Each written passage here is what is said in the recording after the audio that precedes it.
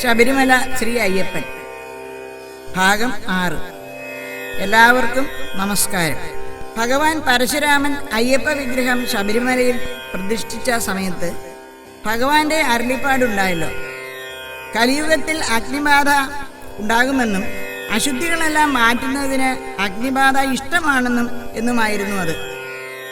1903 മകരവിളക്കിൻ്റെ അന്ന് തിരുവാഭരണം ചാർത്തിയ അയ്യപ്പ ദർശനം നടത്താനും മകരവിളക്ക് ദർശിക്കുവാനും പൊന്നമ്പലമേട്ടിൽ ഭക്തർ കാത്തിരിക്കുന്ന സമയം 18-ാം പടിക്ക് മുകളിൽ വെച്ച് തിരുവാഭരണം പെട്ടി മേൽശാന്തി ഏറ്റുവാങ്ങി അമ്പലത്തിനുള്ളിലേക്ക് കയറിയ സമയം ഭക്തർ കത്തിച്ച കർപ്പൂരത്തിൽ നിന്നും അമ്പലത്തിൻ്റെ മേൽക്കൂരയ്ക്ക് തീപിടിച്ചു.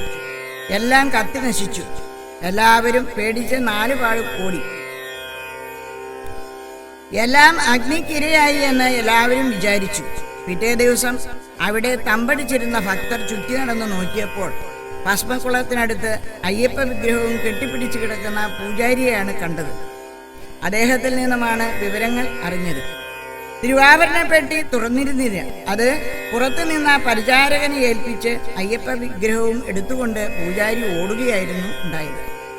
അന്ന് നശിപ്പിക്കപ്പെട്ട അമ്പലം പുതുക്കി പണിയുന്നതുവരെ അയ്യപ്പ വിഗ്രഹം ഇന്നത്തെ കന്നിമൂല ഗണപതി ഇരുന്ന സ്ഥലത്താണ് വച്ചിരുന്നത്. 1950 ചില അക്രമകാരികൾ വിഗ്രഹം തല്ലിയുടയ്ക്കുകയും ക്ഷേത്രത്തിന് തീയിടുകയും ചെയ്തു. ക്ഷേത്രം പുനരുദ്ധാനം ചെയ്യുന്നതിന് വർഷങ്ങൾ വേണ്ടി വന്നു. പുതിയ അയ്യപ്പ വിഗ്രഹം ഉണ്ടാക്കിയത് പന്തളം കൊട്ടാരത്തിലുണ്ടായിരുന്ന വെള്ളിയിൽ തീർത്ത അയ്യപ്പ വിഗ്രഹം നോക്കി വരച്ചെടുത്താണ്. പുതിയ വിഗ്രഹം പഞ്ചലോകത്തിലാണ് ഉണ്ടാക്കിയിരിക്കുന്നത്. ഇതിനുവേണ്ടി ചെങ്ങന്നൂരിൽ നിന്നും തമിഴ്നാട്ടിൽ നിന്നുമാണ് ശില്പികളെ വരുത്തിയത്. നമ്മൾ ഇന്ന് കാണുന്ന അയ്യപ്പ വിഗ്രഹത്തിന് 1.5 അടിയോളം ഉയരമുണ്ട്. ശ്രീ ചിത്തിര തിരുനാൾ തമ്പുരാൻ ക്ഷേത്രപ്രവേശന വിളംബരം നടത്തിയതിനു ശേഷം ശബരിമലയിൽ പല മാറ്റങ്ങളും ഉണ്ടായിട്ടുണ്ട്.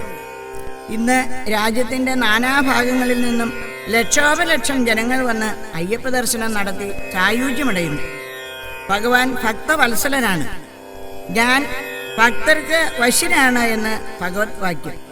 ഭഗവാന്റെ ഉപദേശപ്രകാരം ഇവിടെ വന്ന് ദർശനം നടത്തുന്നതിന് ചില വിധികളുണ്ട്. 18-ാം പടി കയറണമെങ്കിൽ 41 ദിവസത്തെ വ്രതം വേണം. സകല ലൗകിക സുഖങ്ങളും ഉപേക്ഷിച്ച് ബ്രഹ്മചര്യത്തോടെ കഴിയണം. കഴിയുന്നിടത്തോളം ക്ഷേത്ര ദർശനമാക്കാം. വാക്കുകൊണ്ടോ പ്രവൃത്തി കൊണ്ടോ ആരെയും ഉപദ്രവിക്കരുത്. മറ്റുള്ള ജീവജാലങ്ങളെയും ഉപദ്രവിച്ചുകൂടാ. 10 വയസ്സിനും 50 വയസ്സിനും ഇടയിലുള്ള സ്ത്രീകൾ ശബരിമലയിൽ വന്നുകൂടാ എന്നാണ് നിയമം. 41 ദിവസത്തെ വ്രതമില്ലാതെയും ചിലർ ശബരിമലയ്ക്ക് പോകുന്നുണ്ട്. എന്നാൽ അവർ പൈസ കയ്യിലില്ലാതെ അങ്ങാടിയിൽ പോയി വരുന്നവർക്ക് തുല്യമായിരിക്കും എന്ന് ഭഗവാൻ അരുളി ചെയ്തിട്ടുണ്ട്. 18 പടികളും ചവിട്ടി ഭഗവാനെ ദർശിക്കുന്നവർക്ക് മാത്രമേ സ്വാമിയുടെ അനുഗ്രഹം ലഭിക്കൂ. അത്തരം ഭക്തന് ഗംഗയ്ക്ക് സമമാണ് പമ്പയെന്നും കാശിക്ക് തുല്യമാണ് ശബരിമല എന്നും പറയുന്നു. ഋഷികടം, ദേവകടം, പിതൃകടം എന്നീ 3 കടം മനുഷ്യനുണ്ട്. ശബരിമല യാത്രയിൽ ഇവ 3ഉം ഒന്നിച്ചു വീട്ടാം. മണ്ഡലകാലത്തെ ബ്രഹ്മചര്യവ്രതം കൊണ്ട് ഋഷികടവും ശരണം വിളി കൊണ്ട് നേടിയ പുണ്യവും ചെയ്ത പാപവും ഇരുമുഴിക്കെട്ടിലാക്കി ശാസ്താവിന് സമർപ്പിക്കുമ്പോൾ ദേവകടവും, പമ്പയിൽ കുളിച്ച് പിതൃകർപ്പണം ചെയ്യുമ്പോൾ പിതൃകടവും തീരുന്നു. മനുഷ്യ ശരീരത്തിലെ ഒരു കോശം പൂർണ്ണതയിൽ എത്തുന്നതിന് വേണ്ട കാലയളവാണ് ഒരു മണ്ഡലക്കാലം. 18 പടികളിൽ ആദ്യത്തെ 5 പടി പഞ്ചേന്ദ്രിയങ്ങളെ സൂചിപ്പിക്കുന്നു. പിന്നെയുള്ള 8 പടികൾ ഇന്ദ്രിയ അനുഭവങ്ങളിൽ നിന്നും ഉദ്ഭൂതമാകുന്ന അഷ്ടരാഗങ്ങളെയും, പിന്നെയുള്ള 3 പടികൾ സത്വരജസ്തമോ ഗുണങ്ങളെയും, 17-ാം പടി അവിദ്യയെയും, 18-ാം പടി വിദ്യയെയും സൂചിപ്പിക്കുന്നു. ജാതി മത വർണ്ണഭേദങ്ങളില്ലാതെ ഈ നിയമങ്ങൾ പാലിച്ചുകൊണ്ട് ആർക്കും ശബരിമലയിൽ പോകാവുന്നതാണ്. 18-ാം പടി സംശുദ്ധവും സത്യധർമ്മങ്ങളുടെ ആസ്ഥാനവും ആകയാൽ വൃത്തിഹീനന്മാർക്ക് സ്പർശനയോഗ്യമല്ല. 18-ാം പടിയുടെ ഇടം വലങ്ങളിലായി കറുപ്പസ്വാമി, കടുത്തസ്വാമി ഇവർ ഭൂതവൃന്ദങ്ങളോടുകൂടി കാത്തു നിൽക്കുന്നു. 18-ാം പടി കയറുന്നതും ഇറങ്ങുന്നതും നാളികേരം ഉഴച്ചു മാത്രമേ പാടുള്ളൂ. 18 കൊല്ലം മല ചവിട്ടുന്നവർ 18-ാം വർഷം ഒരു തെങ്ങിൻ തൈ ശബരിമലയിൽ വയ്ക്കുന്ന പതിവുണ്ട്. ശബരിമല യാത്രയുടെ ആദ്യപടി മാലധാരണമാണ്. ഏത് ദിവസവും മാലയിടാമെങ്കിലും ഭക്തർ ശനിയാഴ്ചയോ ഉത്രം നക്ഷത്രമോ തിരഞ്ഞെടുക്കുന്നു. കാരണം അയ്യപ്പസ്വാമി പൂജാതനായത് ധനുമാസത്തിൽ ശനിയാഴ്ച ദിവസം ഉത്രം നക്ഷത്രത്തിലാണ്. പഴമക്കാരിൽ നിന്നോ ഇതര ഗുരുജനങ്ങളിൽ നിന്നോ ക്ഷേത്രങ്ങളിൽ ദേവസന്നിധിയിൽ വെച്ച് പൂജിച്ച പൂജകനിൽ നിന്നോ മാല സ്വീകരിക്കാവുന്നതാണ്. രുദ്രാക്ഷമാലയോ തുളസിമാലയോ ഏറ്റവും വിശേഷമായിട്ടുള്ളതാണ്. ആരിൽ നിന്ന് മാല സ്വീകരിക്കുന്നുവോ അവർക്ക് ദക്ഷിണ നൽകണം. സ്വാമിയെ ശരണമയ്യപ്പ എന്ന് സങ്കല്പിച്ച് സ്വാമി തന്നെ പരമഗുരു എന്ന് കരുതണം.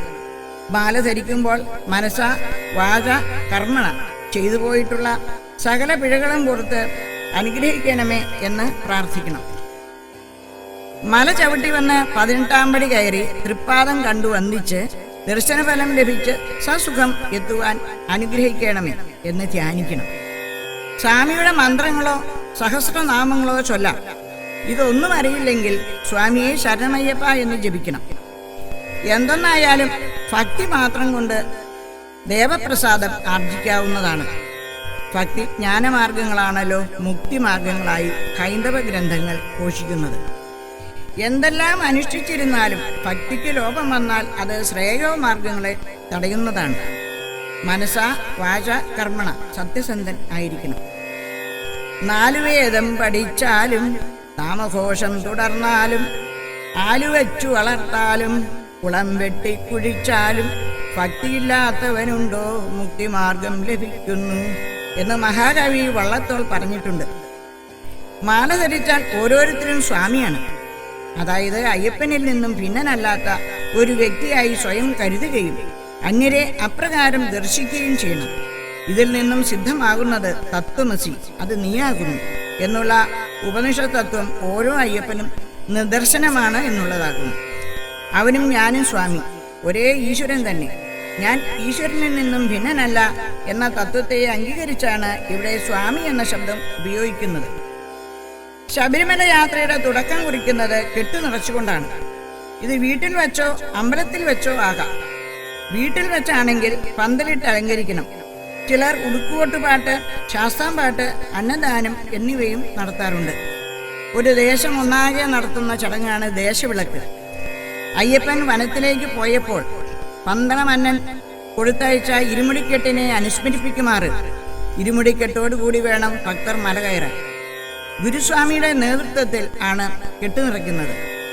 മുക്കണ്ണനെ സ്മരിച്ചുകൊണ്ട് മുക്കണ്ണുള്ള തേങ്ങയുടെ ഒരു കണ്ണ് തുരന്ന് വെള്ളം കളഞ്ഞ് അതിൽ നെയ് നിറയ്ക്കുന്നു. ശരണം വിളികളുടെയും വായ്ക്കുരവുകളുടെയും അകമ്പടിയോടെയാണ് അഭിഷേകത്തിനുള്ള നെയ് നിറയ്ക്കുന്നത്. സ്വാമിയേ ഹരിഹരസുതനേ 18-ാം പടിയേ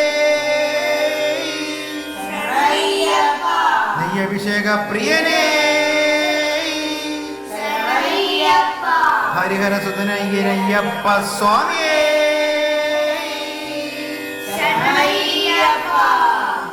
നെയ്യ് ജീവാത്മാവാണ് എന്ന് കരുതുന്നു. പരശുരാമൻ അയ്യപ്പ വിഗ്രഹ പ്രതിഷ്ഠ നടത്തിയപ്പോൾ തന്നെ നെയ്യഭിഷേകം നടത്തി എന്നാണ് ഐതിഹ്യം.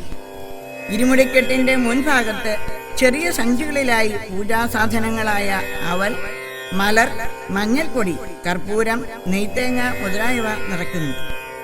പിൻകെട്ടിൽ ഭക്തന് യാത്രയിൽ ആവശ്യമായി വരുന്ന മറ്റ് സാധനങ്ങളാണ്. കെട്ട് നിറച്ചു കഴിഞ്ഞാൽ ഗുരുസ്വാമിക്കും മുതിർന്നവർക്കും ദക്ഷിണ കൊടുക്കുന്നു. ശരണം വിളികളോടെ തേങ്ങയുടച്ച് സ്വാമിമാർ യാത്രയ്ക്കൊരുങ്ങുന്നു. സ്വാമിയേ എരുമേലി ശാസ്താവേ പമ്പാ നദിയേ പന്തളവാസനേ 18-ാം പടിയേ. ആ നിമിഷം മുതൽ സർവ മനുഷ്യരും ചരാചരങ്ങളും സ്വാമിയായി മാറുന്നു, ഈശ്വരന്റെ ഭാഗമാകുന്നു.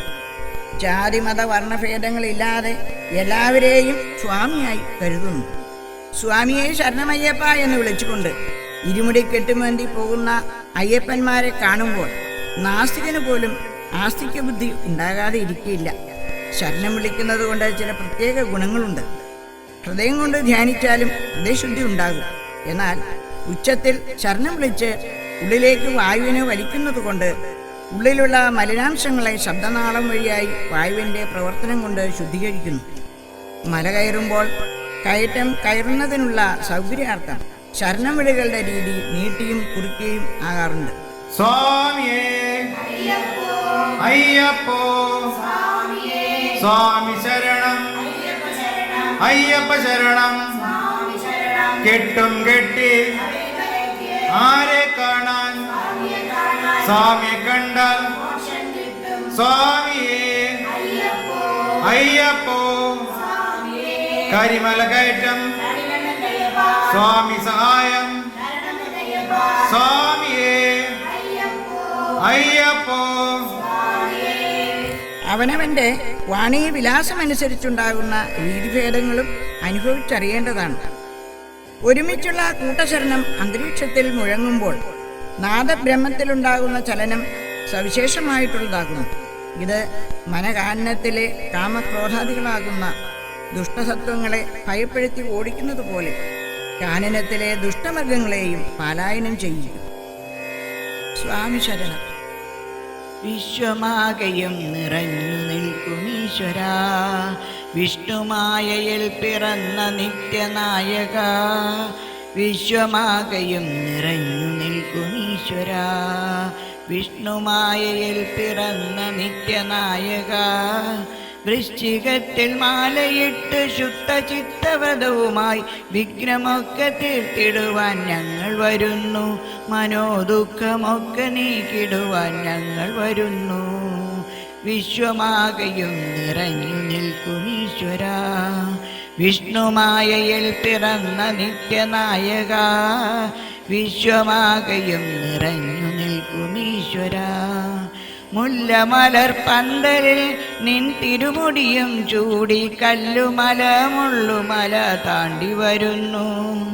മുല്ലമലർ പന്തലിൽ നിൻ തിരുമുടിയും ചൂടി കല്ലുമല മുള്ളുമല താണ്ടി വരുന്നു. എരുമേലി അമ്പലത്തിൽ പേട്ട തുള്ളിപ്പാട്ടും പാടി ഒരുമയോടെ നിന്നെ തേടി ഞങ്ങൾ വരുന്നു. എരുമേലി അമ്പലത്തിൽ പേട്ട തുള്ളിപ്പാട്ടും പാടി ഒരുമയോടെ നിന്നെ തേടി ഞങ്ങൾ വരുന്നു. വിശ്വമാകയും നിറഞ്ഞു നിൽക്കുമീശ്വരാ, വിഷ്ണുമായയിൽ പിറന്ന നിത്യനായക. വിശ്വമാകയും നിറഞ്ഞു നിൽക്കുമീശ്വരാ. ഇപ്പവിത്ര ഭൂമിയിൽ നിൻ തിരുവടിയും തേടി തൃപ്പടികൾ 18 കേറി വരുന്നു. ഇപ്പവിത്ര ഭൂമിയിൽ നിൻ തിരുവടിയും തേടി തൃപ്പടികൾ 18 കേറി വരുന്നു. സുഖമോലും നിന്നിടത്തിൽ മോക്ഷമൊന്നു ലക്ഷ്യമാക്കി അഖിലനാഥ നിന്റെ മേനി ഞങ്ങൾ തൊഴുന്നു. സുഖമോലും നിന്നിടത്തിൽ മോക്ഷമൊന്നു ലക്ഷ്യമാക്കി അഖിലനാഥ നിന്റെ മേനി ഞങ്ങൾ തൊഴുന്നു. വിശ്വമാകയും നിറഞ്ഞു നിൽക്കുമീശ്വരാ, വിഷ്ണുമായയിൽ പിറന്ന നിത്യനായക. വൃശ്ചികത്തിൽ മാലയിട്ട് ശുദ്ധചിത്തവ്രതവുമായി വിഘ്നമൊക്കെ തീർത്തിടുവാൻ ഞങ്ങൾ വരുന്നു. മനോദുഃഖമൊക്കെ നീക്കിടുവാൻ ഞങ്ങൾ വരുന്നു. വിശ്വമാകയും നിറഞ്ഞു നിൽക്കുമീശ്വരാ, വിഷ്ണുമായയിൽ പിറന്ന നിത്യനായക. വിശ്വമാകയും നിറഞ്ഞു നിൽക്കുമീശ്വരാ. Please subscribe my channel.